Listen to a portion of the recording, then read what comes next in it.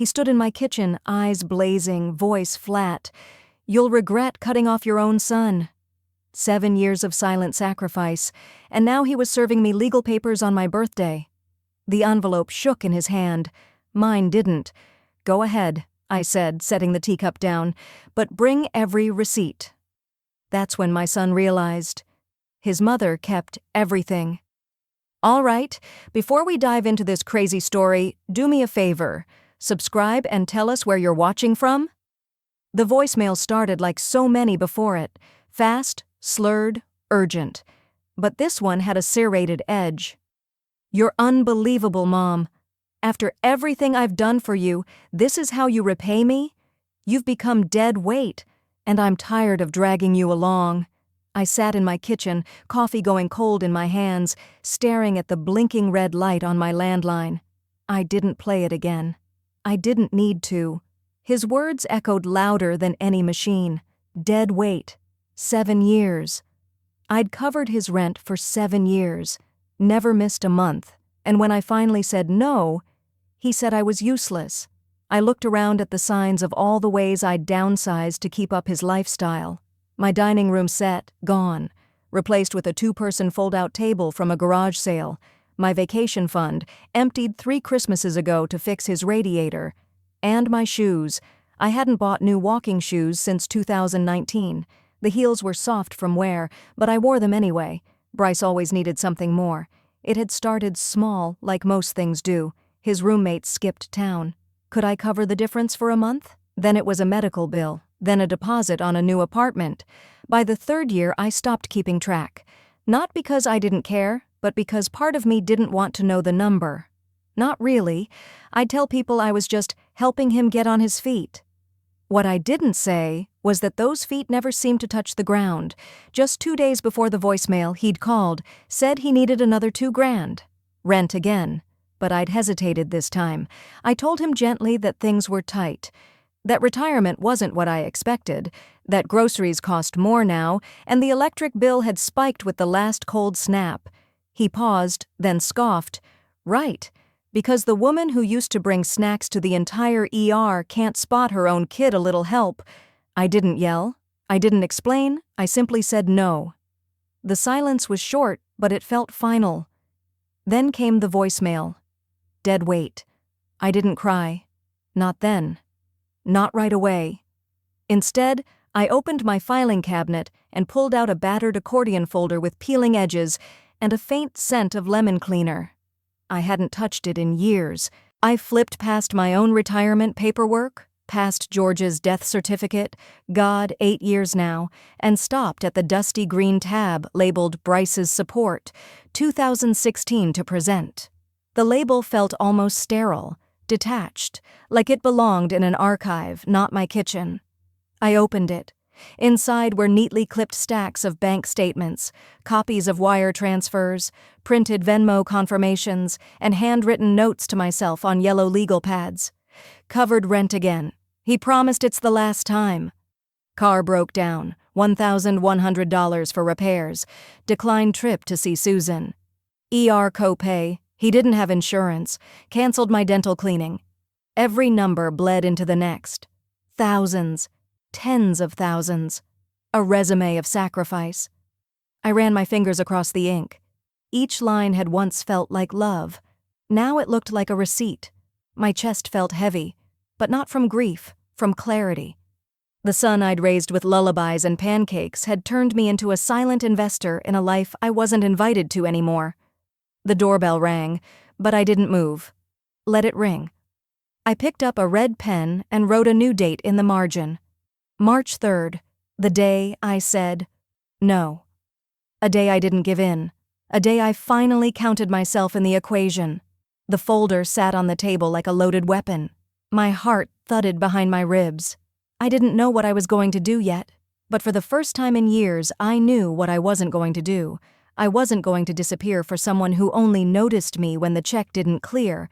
I wasn't going to be dead weight. I hadn't touched the envelope in years. It was sealed tight with the kind of tape you use when you know you're going to lie to yourself. But I was done lying. I slit the flap open with the edge of a butter knife and pulled out a stack of records so thick they fanned out like a deck of guilt.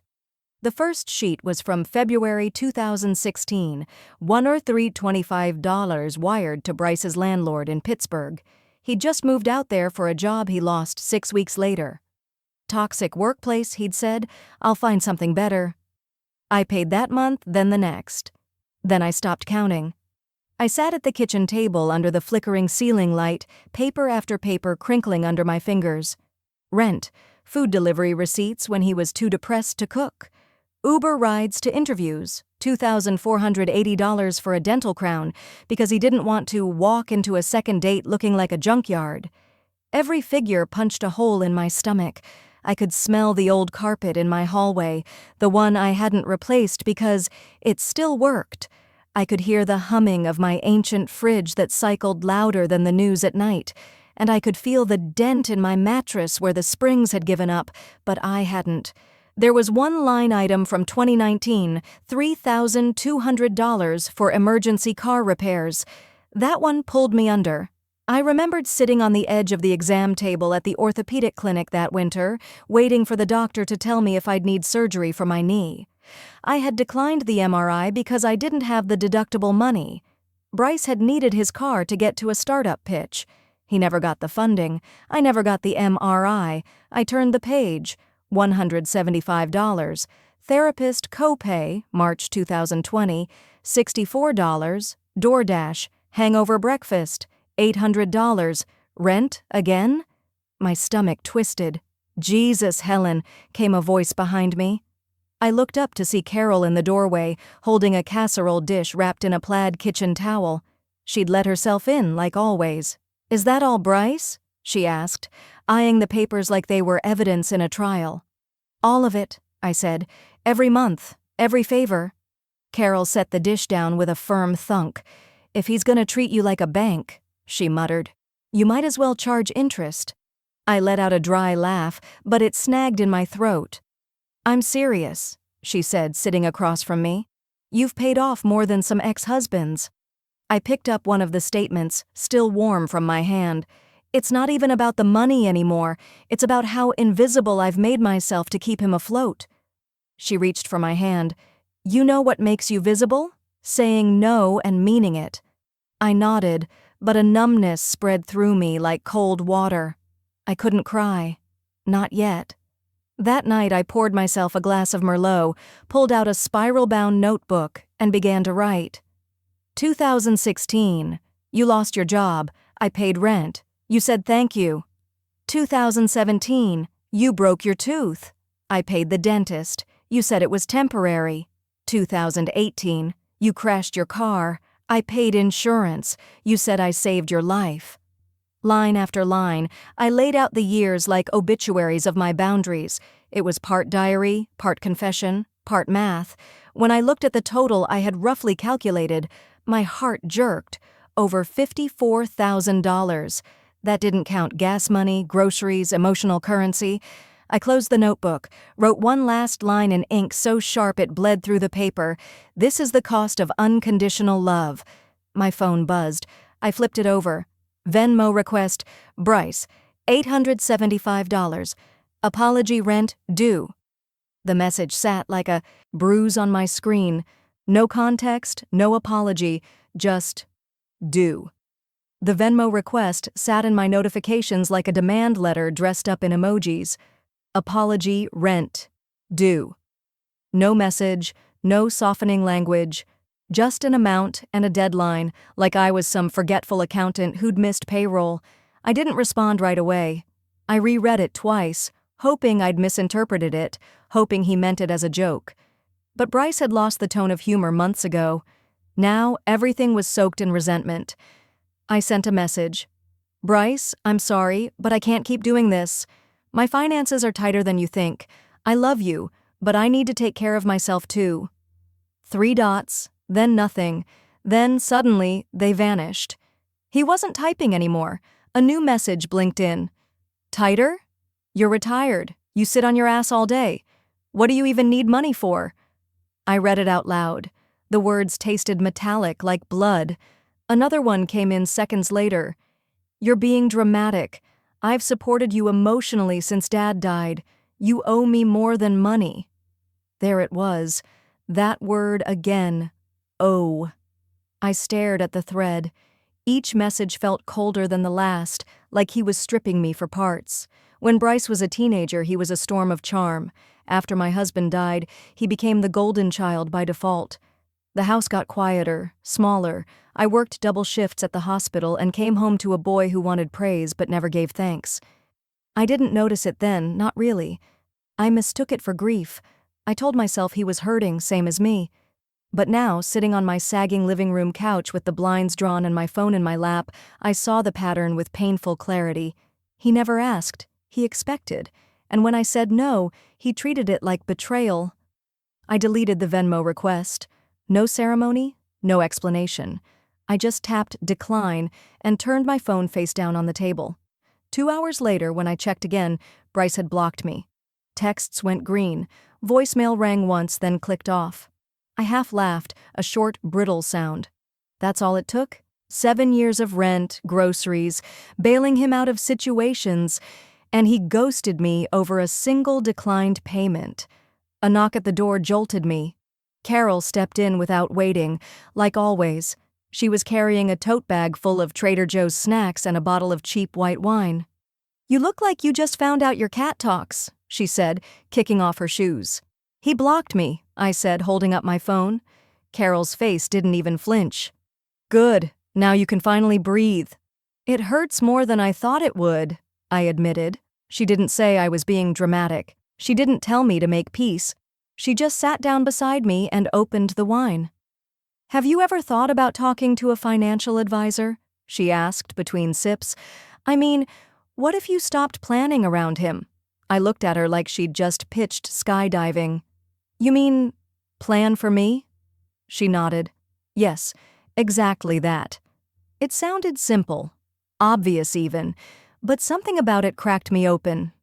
The next morning, I made an appointment with a local advisor. I didn't even know what I'd ask yet. I just knew it was time to start imagining a future where my son wasn't the biggest line item in my life. But Bryce, he wasn't done. That night, Carol texted me a screenshot, a Facebook post. Bryce's profile picture above a status filled with spite. "It's always your own mom who abandons you first. Remember that when she pretends to be a victim. Some of us never had a choice." The next day I visited the bank. Banks smell sterile. Cold metal and printer ink and some artificial citrus that's supposed to feel welcoming. It didn't. Not to me. I sat across from the financial advisor with my purse clutched like a flotation device, wondering how I'd gotten here. 65, alone, and suddenly unrecognizable to my own son. The advisor's name was Lacey, mid-30s, efficient but kind-eyed. She typed while I talked, nodding in that quiet, professional rhythm that made you feel halfway seen. "I'd like to review all shared accounts," I told her, "and anything where my son, Bryce, is listed as a beneficiary." She didn't flinch, just tapped at her keyboard. "We can start with checking and retirement-linked portfolios. Do you remember when the beneficiary info was last updated?" I thought back, trying to pull the memory from fog. "Maybe 10 years ago?" "My husband handled most of it before he passed." She nodded again and began pulling up documents. A few clicks in, her expression shifted. Just slightly. Her brows lifted, eyes sharpening behind her glasses. "There are 2 accounts, small but active, that still have your son listed. One's a joint high-yield savings. The other is a survivor-designated CD. Do you still want him listed?" I looked at the screen. Bryce's name glared back at me like a watermark burned into every decision I'd made since his father died. I hadn't remembered leaving him on anything, but there he was, ready to inherit, even as he blocked my number and posted about my abandonment. Lacey leaned in slightly. "I don't mean to overstep, but I've seen this turn into probate battles. Removing him now could prevent that, especially if there's tension." There was tension. There was a crack running through the foundation of my entire relationship with my only child, and I had finally stopped pretending it wasn't there. I hesitated. My hand twitched toward the pen. He won't understand, I murmured. Maybe not, she said gently, but legally, you're not required to make him your heir, especially if he's been unkind, I finished. He's been cruel. Silence settled between us. Then I signed. Both forms, one after the other, and when I did, something inside me clicked loose. Not a clean break, more like a slow unwinding of a knot I'd been carrying in my chest for years. Guilt bloomed immediately, but there was power in it too. He'll hate me for this, I said. Lacey gave me a half smile. Then maybe he already did. Back at home, I expected to sit in silence with my regret, but instead there was Carol, standing in my kitchen wearing a paper party hat and holding a small lemon cake. You didn't think I forgot your birthday, did you? She grinned. I blinked, startled. Carol, I brought wine too, the cheap kind. It's what birthdays deserve. She had set the table with mismatched plates and one candle that kept tipping sideways. The house was warm, lit with golden light from the setting sun, and the kind of laughter that only happens when someone knows your worst and still shows up. We were 3 bites into the cake when a knock shattered the evening. Carol paused, fork midair. I moved slowly toward the door, heart thudding like it had something to say. I opened it. Bryce stood on the porch. He looked clean-shaven, calm, like someone who knew the stage and had rehearsed his lines. A paper bag in one hand, a smug, familiar tilt to his mouth. "Happy birthday, Mom," he said, stepping over the threshold without waiting. "I'm here to collect what I'm owed." I froze. Carol stood up behind me, jaw clenched. Bryce set the bag on the kitchen counter with a flourish. "Don't worry, I'm not here for cake. I'm here for my share." I stood by the sink, dish towel in hand, heart leaping into my throat. Carol froze with a piece of cake halfway to her mouth. The birthday candle sputtered out in the middle of the silence. Bryce marched straight to the table, dropped a manila envelope between the plates, and said, "I'm not here to fight. I'm here to settle." "Settle?" I echoed, still breathless from the shock. "You're sitting on equity that belongs to me," he said, like a man who'd rehearsed this sentence 100 times in the mirror. 7 years of support entitles me to compensation. Carol stood up slowly, fork clinking against her plate.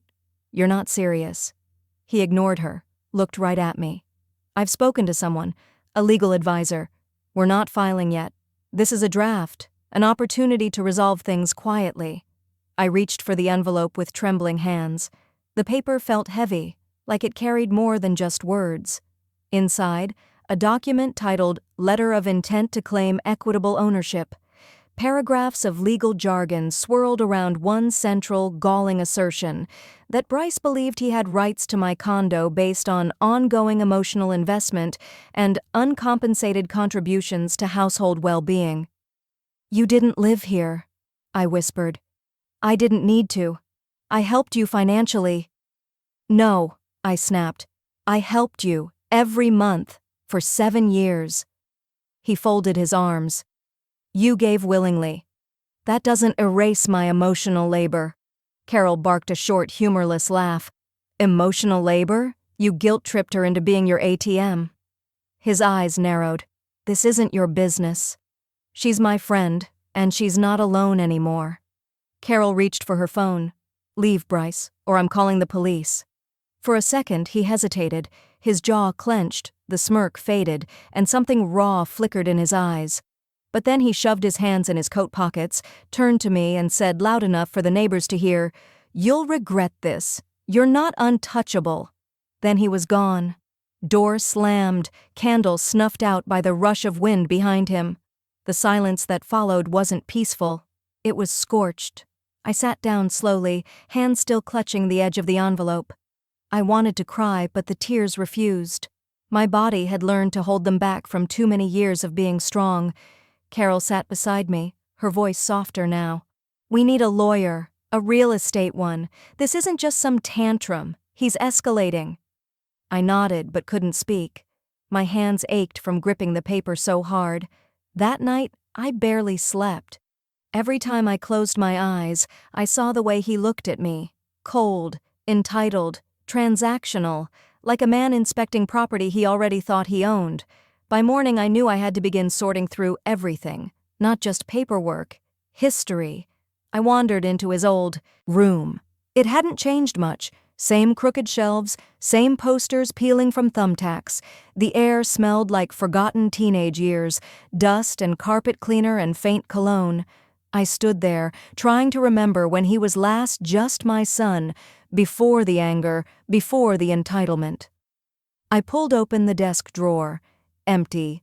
But when I looked up, I noticed something on the mirror, a yellow post-it note curling at the corners. Scrawled in thick black Sharpie, in his familiar messy handwriting, were the words, "When she's gone, it's all mine." My breath caught, my legs gave a little. I had to steady myself on the dresser. Not if, when. He had already planned for my exit, like I was a temporary inconvenience, a ticking clock to his inheritance. If he had a plan for my death, I needed one for my life. One that didn't include him in any sentence that began with inheritance. By noon the next day, I was sitting across from a woman named Layla Nash, a state attorney, sharp bob, sharper voice. Her office smelled like eucalyptus and seriousness. She wore black on black, no jewelry, no distractions. "Let's talk about your will," she said, clicking her pen. "And what kind of damage prevention we're aiming for." I laid it all out. The years of support, the threats, the letter of intent, the post-it. I didn't sugarcoat a word. She nodded once. "You're not overreacting." "I'm not reacting," I told her. "I'm correcting." We rewrote everything. Power of attorney, medical directive, asset allocation. My niece Anna, not Bryce, would handle everything now if something happened to me. The condo, my retirement accounts, even the furniture. It all went into a new living trust under my full control. "People think a will is protection," Layla said. "But a living trust? That's the real shield. Quiet, airtight, and harder to contest." The air outside her office was cooler, cleaner. I hadn't realized how tightly my body had been clenched until I stepped into that parking lot and exhaled for the first time in weeks. That evening, I told Carol everything. She listened over her usual mug of Earl Grey, eyebrows rising higher with every sentence. "I've got someone you should meet," she said. "Her name's Trina, realtor, tough as nails, just in case." "Just in case?" Carol didn't flinch. "Just in case you decide it's time to let that condo go before he tries to put a lien on your soul." I didn't say yes, but I didn't say no either. The next day I started cleaning, not out of panic, but with purpose. Closet by closet, drawer by drawer. I boxed up things I hadn't touched in years, old medical files, expired warranties, my son's 4th grade report card with a B+ circled in red. And then I found it, tucked inside an old shoebox beneath George's fishing gear, his journal. I almost didn't open it. I wasn't sure I wanted to. But I did. His handwriting looked the same as it did on our grocery lists and birthday cards, loopy and full of little arrows. But the words were heavier. Bryce knows how to twist things. I see it in the way he talks to Helen, like she owes him something for breathing. "I love my son, but I don't trust him. Not with money, not with her. If anything ever happens to me, I hope she knows she can say no." I sat on the floor with that journal in my lap for over an hour. Tears came this time. Quiet, ashamed, but also freeing. George had seen what I'd refused to. He'd just written it down instead of saying it out loud. Later that night, while I was brushing my teeth, my phone buzzed on the sink. A message from Bryce. "Found a lawyer who'll get me what I deserve. Hope you're ready to lose everything." I stared at the screen, toothbrush frozen midair. Lose everything. He had no idea what I'd already protected, what I'd already rebuilt. And if this new lawyer of his wanted a fight, I had a plan. And this time it wasn't built on guilt, it was built on proof. In the evening, a call came from my cousin Irene in Florida. "Helen, honey, are you all right? We saw Bryce's post. I didn't want to believe it, but if you're really slipping, we can help. No shame in needing—" I nearly dropped the phone. "What post?" I asked, heart thudding in my chest. She hesitated. "It's a fundraiser. GoFundMe. He said you're not lucid anymore, that you revoked his access to your finances out of paranoia, that you think he's out to get you." I clicked off the call and opened my browser. And there it was, a campaign titled, "Help a Son Care for His Declining Mother." Banner image, a photo of me from 3 years ago where I looked tired after a night shift, my hair a mess, eyes swollen, jaw slack in mid-sentence. The description was worse. "My mom has early-stage dementia. She's forgotten how much I've helped her over the years. Rent, groceries, home upkeep. She cut me off suddenly and won't let me visit. I'm raising money to take legal action and eventually provide her with safe, compassionate care before things get worse." He'd raised nearly $1,500 in 3 days. I scrolled through the comments. "Praying for you, man. So sorry you're going through this. Donated. Moms deserve better." Each word felt like another stone being stacked on my chest. Carol stormed over within the hour. "I saw it," she said before I could speak. "He's going full public relations warfare." "I'm not letting this slide," I said, jaw tight. "Not this time." Together, we sat down and compiled everything: bank statements, email chains, text messages with timestamps, photocopies of the trust and will revisions, even Bryce's venomous text, "Hope you're ready to lose everything." "This is your ammo," Carol said, sliding it into a folder. "Let's use it." I didn't go on Facebook. I didn't go live or blast my side of the story across timelines. That's not who I am. But I did draft a quiet reply, one that didn't stoop, just stood. Carol helped me post it on my profile and I set it to public. "My son has chosen to paint me in a way that fits his narrative. I am of sound mind. I have legal counsel, documentation, and 7 years of bank records that tell a very different story than the one in his fundraiser. Out of love, I gave more than I ever should have. Out of self-preservation, I finally stopped. That is not cruelty. That is clarity." It didn't go viral, but it didn't need to. 2 of my nephews shared it. A woman from my church messaged me, saying her daughter had been following the situation and called it textbook manipulation. My cousin from Missouri commented, "Wow, I had no idea. We're behind you." Then Bryce responded, with silence. He didn't take the page down. He didn't post rebuttals. He just kept collecting donations until he started losing them. I checked the page later that week. A red banner had appeared across the top, "Campaign under review for potential misrepresentation." Carol whistled. "Karma's got good Wi-Fi." But the calls hadn't stopped. One from my former sister-in-law, one from a friend I hadn't spoken to in years. Each time, I explained, calmly, factually. Some believed me, some clearly didn't. You can always hear it in their voice, the way they linger on, "Are you sure this isn't just a misunderstanding?" It didn't matter.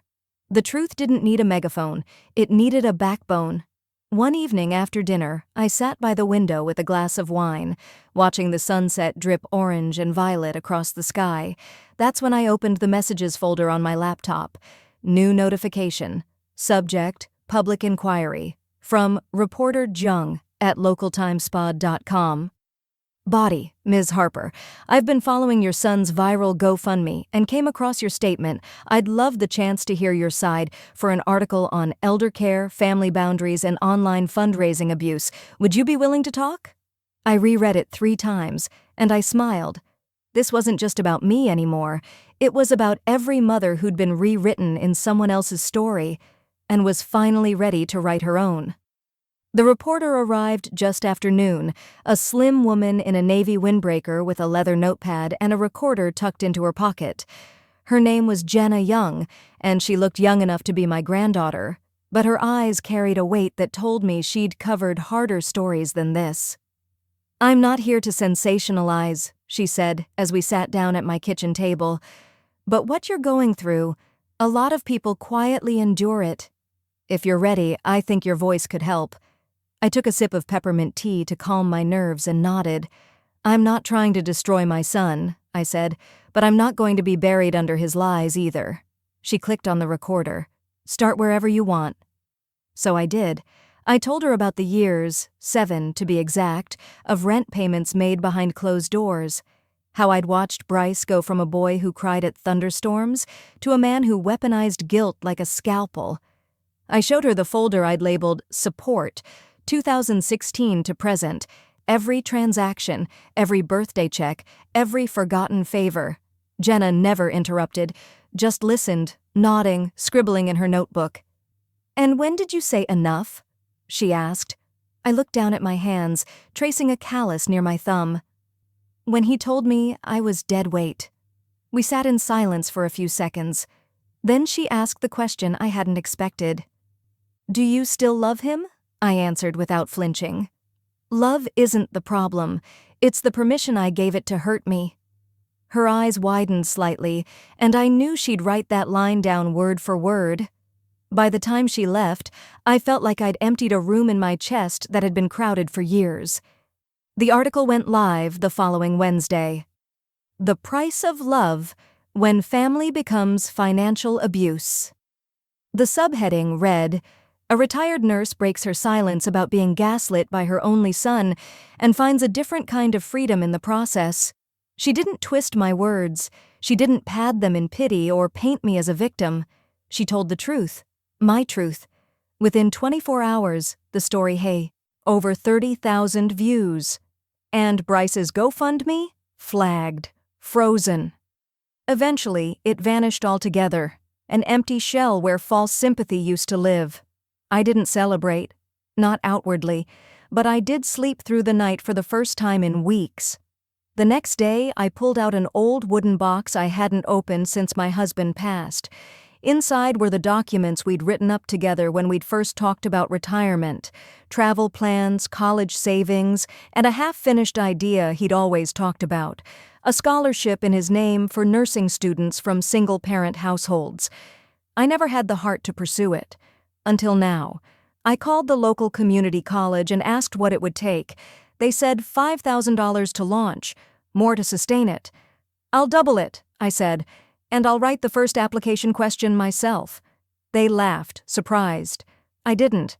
I named it the Michael Harper Memorial Scholarship, because my husband always believed that money was only valuable if it left a hand open behind it. That same week, Carol brought over a bouquet of yellow tulips and a bottle of wine. Guess who got an anonymous donation to her church's domestic recovery program? She teased. I raised an eyebrow. Let's just say, some women know how to give quietly. We clinked glasses, but peace doesn't stay unbothered forever.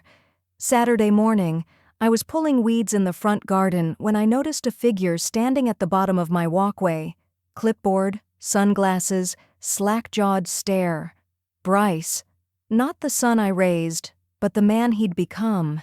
He didn't wave. He didn't smile. He raised the clipboard like it was a weapon. "I've got something for you," he said. My stomach knotted. A manila envelope. My name in bold. "You are being served." The envelope from the process server hadn't even cooled in my hands before I opened it at the kitchen table. Legal jargon spilled out in neat, smug rows. Bryce was suing me. For financial coercion. For elder neglect. For emotional damages caused by undue manipulation. I let out a sound between a laugh and a growl. The kind that comes when something is so absurd, you almost admire the audacity. I called my lawyer, Dean, the same one who'd helped me move the condo into the living trust. "He's accusing me of controlling his finances," I said, reading aloud. "He says I exploited him." There was a pause on the other end. Then, "We're going to need every receipt." I already had them. Dean met me in person 2 days later, files stacked like bricks in his arms. We spread them across my dining room table, bank statements, rent transactions, the 7-year ledger I'd begun in anger and finished in heartbreak. "He's claiming you misled him about the estate," Dean muttered, flipping through a folder. "That you led him to believe he had a legal stake in the condo." I pointed to a signed affidavit from 2 years ago. He knew. He just didn't like the answer. Witnesses came forward too. Carol, of course, who had seen the emotional leash he'd pulled on me for years. but also 2 of Bryce's ex-roommates, who'd watched me drop off groceries or pay utility bills from my own pocket when Bryce was too busy working on himself. Dean filed a countersuit. Defamation, malicious abuse of process, and emotional distress. Bryce refused to settle. "I want a jury to hear what she did," he declared at the preliminary hearing, voice rising, tears at the ready. I sat in the courtroom in a navy blazer I hadn't worn since Michael's funeral, stone still. Let him play the victim. I had documentation. I had time. I had nothing left to lose. Back home that night, something itched at the back of my brain. Not guilt, not grief. A question. What else didn't I know? I went into Michael's old office and started pulling drawers. The metal filing cabinet was nearly empty, just faded tax returns and a yellowed envelope marked "for H if needed." But behind it, tucked into a crevice, was something I hadn't seen in years. A small brass key, taped to the inside of the drawer wall. "Safety deposit box number 309, it read in Michael's careful script. My pulse kicked. I called the bank first thing the next morning. It took 2 forms of ID and a signature match, but finally, they handed me the box. Inside was a sealed letter and a folder of documents that smelled faintly of cedar and thyme. I opened the letter with shaking hands. "Helen, if you're reading this, it means the situation with Bryce has gone further than I hoped it ever would. I set this trust up years ago, not for him, but for who he might become. If he ever turned against you. These funds are earmarked for education, medical emergencies, or grandkids only. You decide what qualifies. Protect what's yours, and what's still worth saving. Love. Michael." I blinked fast to clear the blur. My fingers gripped the trust paperwork like rope thrown overboard. A second trust. Bryce had no idea it existed. The paper crackled under my fingertips like it had waited years to breathe. I sat in the bank's side room, fluorescent lights buzzing overhead. Michael's letter spread out in front of me like a lifeline. My chest felt hollowed out, like I'd swallowed a truth too heavy to keep, but too righteous to spit back out. He'd seen this coming. Years ago. Quietly, carefully. Like the man he always was, he'd prepared not for what he hoped Bryce would become, but for what he feared he already was. I carried the folder straight to Dean's office, barely able to look away from the signatures. "There's a second trust," I told him, setting it down like a detonator. "Michael created it without telling me, for our future grandkids, not Bryce." Dean flipped through the paperwork, eyes widening behind his glasses. "This bypasses Bryce entirely, irrevocable. It's watertight." He paused, tapping the final page. "It's held in your name. You can control distributions as trustee." The irony hit me like a slap. I had felt powerless all these months, stripped down, used, disregarded, but right here, buried in a metal box, was a weapon I never knew I had, my voice, my protection, my power. "Can we move it into something safer?" I asked. "Somewhere he can't try to claw it apart?" Dean nodded. "I'll draft a protected family trust and transfer the assets immediately. He can scream all he wants. He has no legal standing here." That night, I walked the perimeter of my condo barefoot. The tile was cool under my feet. The air smelled like lemon oil and slow-set peace. I could almost hear Michael's voice in the hum of the fridge. "He won't change. But you can choose not to be his landing pad." I was done being a landing pad. Let him crash. The official paperwork for the transfer took 3 days. On the 4th, Dean called me while I was out watering the begonias. "We're good," he said. "It's locked in." I didn't cry. I didn't smile. I just closed the garden hose valve and whispered, "Thank you." The next morning, I received the court notice. Trial date, 2 weeks from Thursday. And below that, scrawled in bold lettering, "Lead counsel for plaintiff, Miles Carter, S.K." I blinked. Miles Carter. Dean nearly spit his coffee when I read him the name. That guy's not a lawyer. He's a walking bar complaint. He rattled off the list. License suspended twice, known for targeting vulnerable elderly plaintiffs, last seen representing a man who tried to sue his sister over a bingo win at a senior center. I let the name sit in my mouth like spoiled wine. "He's either desperate or broke," I muttered. "Or both," Dean said. "But it plays in our favor. Judges don't take him seriously. We keep everything clean, we win this outright." I walked to the fireplace and pulled down a photo of Michael, the one taken during our trip to Oregon. He stood barefoot in the sand, salt spray in his hair, holding Bryce on his hip. The boy couldn't have been more than 5. "Why didn't you tell me about the second trust?" I whispered. Of course I knew the answer, because Michael knew I'd defend Bryce, even then, because he wanted to protect me from the guilt of choosing myself. Now, finally, I could choose, not for vengeance, not for punishment, for peace. 2 weeks later, the trial day came. The courthouse smelled like pine cleaner and old paper, but what I really noticed were the eyes. Not the judges, not the lawyers. The public gallery. Strangers. Women with notebooks, men with furrowed brows, people who recognized me from articles, podcasts, even that viral Facebook thread I hadn't meant to start. The trial hadn't even begun, and still, I felt like I was already on the stand. But not alone. Outside, a small crowd had gathered. Someone held a cardboard sign, "Justice for Helen." I almost laughed. That used to be my secret wish, not justice, just acknowledgement. Now it had a hashtag. Inside, Bryce looked tired. He wore an ill-fitting navy blazer, probably borrowed. His new attorney, Miles Carter, looked like someone had rehydrated a used car salesman in a suit 2 sizes too tight. He whispered constantly, loud enough for everyone to hear. The judge arched an eyebrow at him before we even got through the preliminaries. Dean leaned over and whispered, "Don't worry. He's doing our job for us." The plaintiff's opening was melodramatic, rambling, and riddled with half-truths. Carter painted Bryce as a victim of emotional abandonment, of manipulated estate structures, and financial strangulation. Strangulation. The word echoed in my ears like a punchline from a cruel joke. When it was our turn, Dean calmly rolled out the receipts. 7 years of rent payments, car repairs, hospital bills, tuition deposits, Uber credits, every cent. Then he introduced letters from relatives, screen-captured texts, and a testimony from Carol, who told the court, "I've watched her give and give until it nearly erased her." Then came the surprise. A quiet knock on the back courtroom door, and in stepped Bryce's ex-girlfriend, Vanessa. I hadn't seen her in years, but I remembered her. Kind. Eyes, always offered to help clean up after family dinners, even when Bryce disappeared halfway through dessert. The judge allowed her statement. Vanessa cleared her throat and spoke, not to the court, but to Bryce. "You used to say your mom owed you because she was lucky to have a son who kept in touch," she began. "But I watched her. She didn't owe you. You drained her. You manipulated her grief.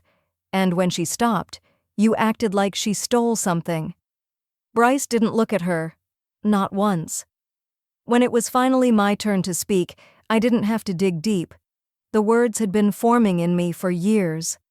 "I was never a perfect mother," I began. "But I paid attention. I stayed up at night wondering how to afford groceries and rent for both of us. I gave my time, my home, my money, and my peace. I gave it freely, but love isn't a debt someone gets to collect with interest." I paused, letting the room settle. "And I didn't stop helping him because I stopped loving him. I stopped because I finally started loving myself." The gallery was silent. Then came a low wave of murmurs. One woman wiped her eyes. Even the bailiff nodded slightly. The judge took a recess. It lasted an hour. When we reconvened, she didn't waste time. "The plaintiff has not presented sufficient evidence of financial coercion. The documentation provided by the defendant is extensive, credible, and consistent. I rule in favor of the defendant." My knees nearly gave. I exhaled for the first time in what felt like days. But then the judge cleared her throat. "However, I am referring aspects of this case to the district attorney's office for potential investigation, fraudulent filings, misrepresentation, perjury." She looked directly at Bryce. "This courtroom may not be where this ends for you." Bryce's mouth opened, then closed. His lawyer paled. A beat of silence passed between them like smoke. I didn't smile, I didn't gloat, because I knew this wasn't vindication. It was just the first true consequence. The day I handed over the condo keys, I didn't cry. Not when the real estate agent called to confirm the sale. Not when I signed the last dotted line. Not even when I walked through the empty kitchen where Bryce used to leave crumbs and complaints in equal measure. I thought I'd mourn it. This space I'd poured my pension and patience into. But instead, I felt something closer to exhale. I had survived him. The proceeds from the condo wired into my account with a quiet ping. I watched the numbers update on my banking app like it meant something. It wasn't about the money, not really. It was proof that I had something left after him, something still mine. From that sum, I donated a portion, $50,000, to a transitional housing program for women over 50, the ones most people forget, the ones like me, the ones who'd stayed too long in silence. I want it to go to someone trying to build a life without guilt, I told the director on the phone. Her voice cracked as she thanked me. We don't get this kind of gift often, especially not anonymously. That was intentional.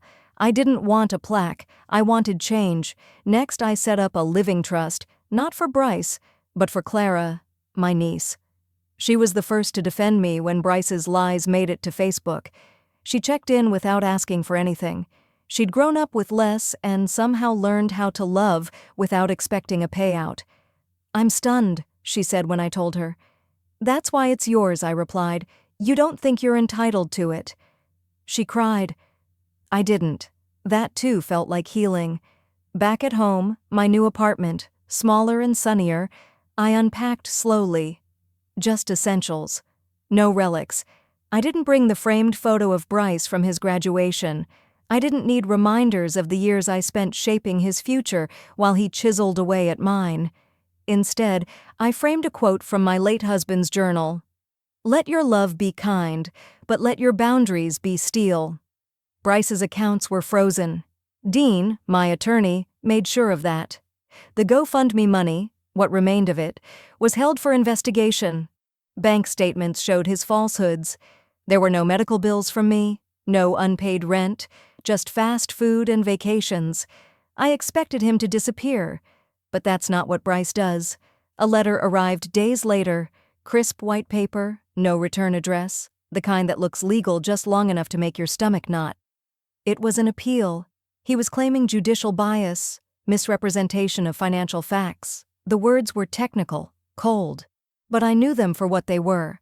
Threats dressed in legalese, no apology, no recognition of harm, just the same demand. Give me more. I folded the letter once, pressed it flat on the table, then ran it through the shredder without hesitation. That night I had tea with Carol on her porch. She'd brought lemon cookies and old stories. We laughed more than we spoke about the case. You finally look like you're breathing again, she said, handing me a cup. I am, I told her. We clinked mugs like champagne glasses. But the next morning something changed. I stepped outside to water my small planter boxes, and there it was, an envelope tucked into my mailbox. No stamp, no address. Just my name in rushed ink. Inside, a grainy photo. Me at the grocery store, leaning over the produce aisle. Scrawled in pen below the picture, "You still owe me." He messaged me from a new number. One last conversation, face to face, that's all I'm asking. The message landed at 1:02 a.m. while I was finishing the last chapter of a novel about a woman who'd faked her death just to escape her adult children. For a moment I laughed. Then I felt that old tug, the one that whispered, "He's still your son." But another voice, stronger now, rose up inside me. He's not the same boy you raised. He chose this. So I agreed, but on my terms. A public place. Noon. The downtown train station cafe. Cameras, witnesses, an exit. He was already there when I arrived, hunched at a table by the window, looking smaller somehow. His hoodie swallowed him whole. The man who once stormed through my home demanding what he was owed now stirred a cup of black coffee like it was the last thing anchoring him to the table. He looked up, surprised I showed. I sat across from him without removing my coat. My purse remained in my lap. "Hi, Mom," he said, voice brittle. I said nothing, just waited. He reached into his jacket and pulled out a folded sheet of paper. It trembled in his hand as he slid it across the table.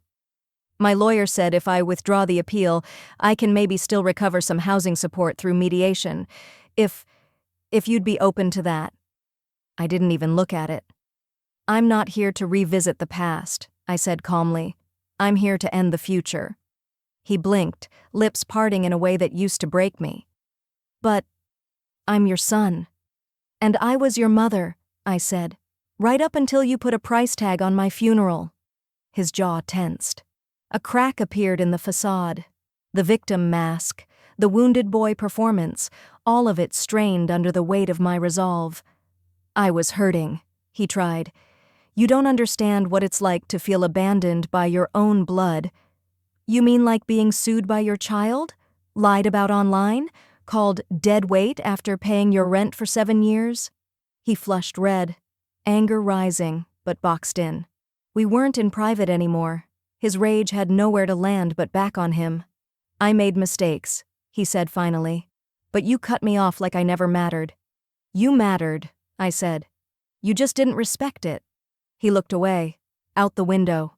Across the street, a bus hissed to a stop and unloaded a crowd of school kids. Life going on, indifferent to the drama unraveling in a coffee shop corner booth. I reached into my purse and pulled out a small leather folder. "This is the deed," I said, laying it flat. "The property has been transferred. The trust is finalized. Your name is nowhere on it." He stared at it like I'd stabbed him. "You can't." "I already did." Silence ballooned between us. A waitress passed by, offering a refill. Neither of us responded. "I thought, one day you'd leave it to me," he said.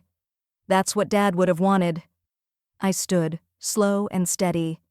"Your father wanted legacy," I said, "not leverage." I left him there. Still seated, still stunned, still staring at a piece of paper that confirmed what he never believed possible. That I'd stopped needing his permission to be free. That night, I met with Dean in his office. The room smelled faintly of pine cleaner and old carpet, and the rain tapped on the window like it had something urgent to say. I signed the final trust documents with the same hand Bryce once accused of trembling. It didn't tremble now. It moved with clarity, with calm. Dean nodded. "It's done." I exhaled as if I hadn't breathed in weeks. "Then so is he," I said.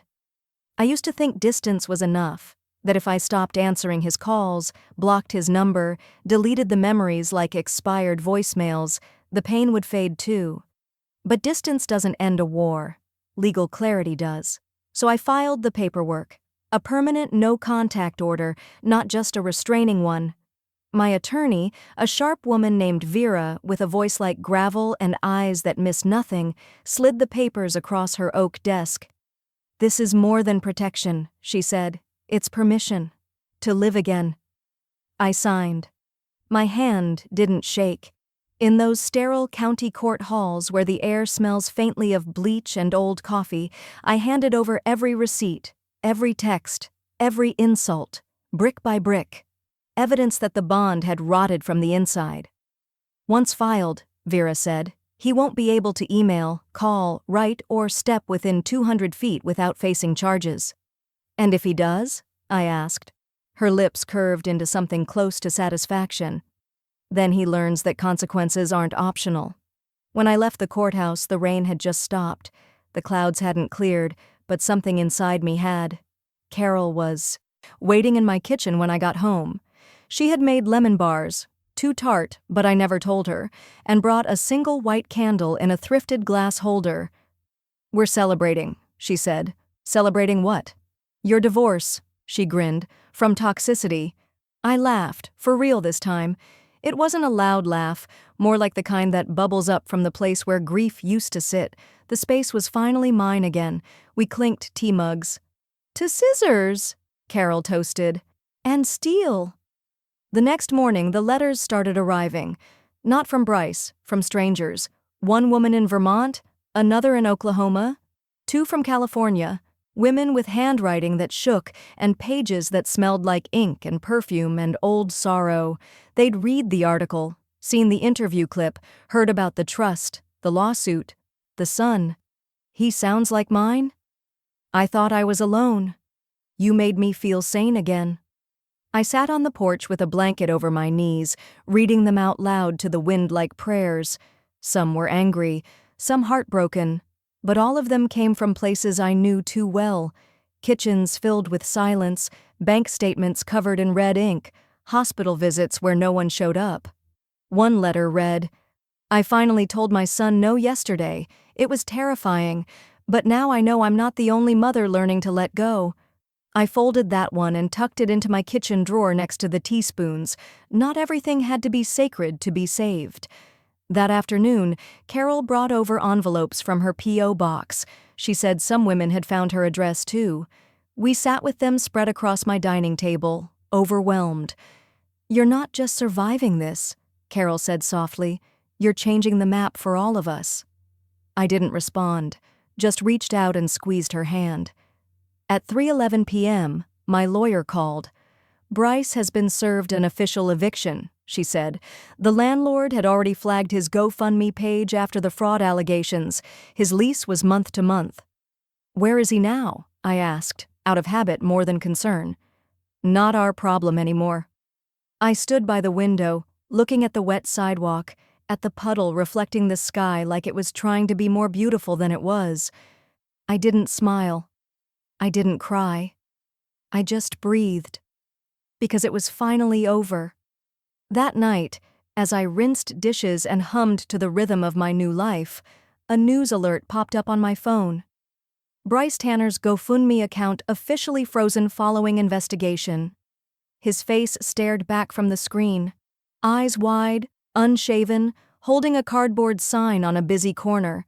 The caption read, "From inheritance to homelessness, his mother's betrayal cost him everything." The calendar flipped to May, and with it came the kind of sunlight that clung to everything it touched. Soft, quiet light that kissed the tops of my hydrangeas and filtered through the gauzy curtains of my new kitchen. Mother's Day was circled in faded ink, habit, not hope. But that morning I woke up without dread. No pit in my stomach, no restless pacing from room to room. I poured my coffee, humming under my breath, and for once, I didn't check my phone. Because this year I wasn't waiting for the apology that would never come. The guilt trip text. The carefully timed voicemail that sounded just sentimental enough to make me question everything all over again.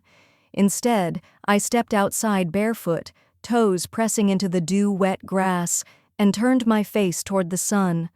My little cottage sat on the edge of a cul-de-sac, flanked by dogwood trees and hummingbird feeders. Nothing fancy, but it was mine. Every brick, every wall, every corner. Mine again. Carol had helped me find it. She called it a soft landing place. I called it a resurrection. Inside, the air smelled of lavender and lemon oil. A candle flickered on the bookshelf beside a photo of my late husband. His kind eyes frozen in a smile that had outlasted all our storms. I talked to him sometimes, just little updates. "Guess what?" I whispered, setting a rose in a mason jar beside the frame. I didn't wait for him this year. By June, I'd opened the doors to something bigger than myself, a folding table, a stack of clipboards, and a dozen chairs borrowed from the local library. That's how the first Financial Freedom for Elders session began. 12 women, different backgrounds, same ache in their stories. "My son took out a credit card in my name," one said, twisting a tissue in her hands. "My daughter forged my checks," whispered another. We talked interest rates, fraud alerts, and digital security. But we also talked about boundaries, worth, and the quiet dignity of saying no. I didn't teach from a textbook. I taught from bruises I'd let heal. Word spread. Within weeks, I had to find a bigger space. Bryce's name came up less and less in my mind. When it did, it was like seeing your childhood house in a dream. Familiar but distant, no longer yours. I didn't Google him, didn't ask around. Vera, my attorney, occasionally emailed with legal updates, but I'd asked her to keep them brief. One afternoon, while filing away documents, I came across the final copy of the no-contact order. I stared at the raised seal for a long time, then folded it gently and tucked it away in a fireproof box with my will. Closure doesn't always come with trumpets. Sometimes it's the sound of a door that doesn't slam. It just stops being opened. Carol came over one Sunday with fresh strawberries and 2 wine coolers. We sat in the backyard, legs propped on mismatched patio chairs. "He still hasn't tried to reach out?" she asked. I shook my head. "And you're okay with that?" I looked at the blue sky, at the way it held no secrets. "I'm more than okay," I said. "I'm whole." She nodded, then grinned. "You know, a few years ago, you would have defended him." "I know," I said. "That was before I learned that love doesn't mean setting yourself on fire to keep someone else warm." Later that night, I wrote a letter. Not to Bryce, not for him. Just a letter. Maybe someday a woman like me would find it in a dusty library stack or a back corner of the internet. "This isn't a revenge story," I wrote. "It's a freedom one. I didn't cut him off to hurt him. I did it to stop hurting myself." I folded the page, pressed it between the covers of the journal I now used for gratitude instead of grief. Outside, the wind picked up, rustling the wind chimes like a lullaby. I climbed into bed with a book in my lap and peace in my bones. For the first time in years, I didn't dream of the past. I just slept.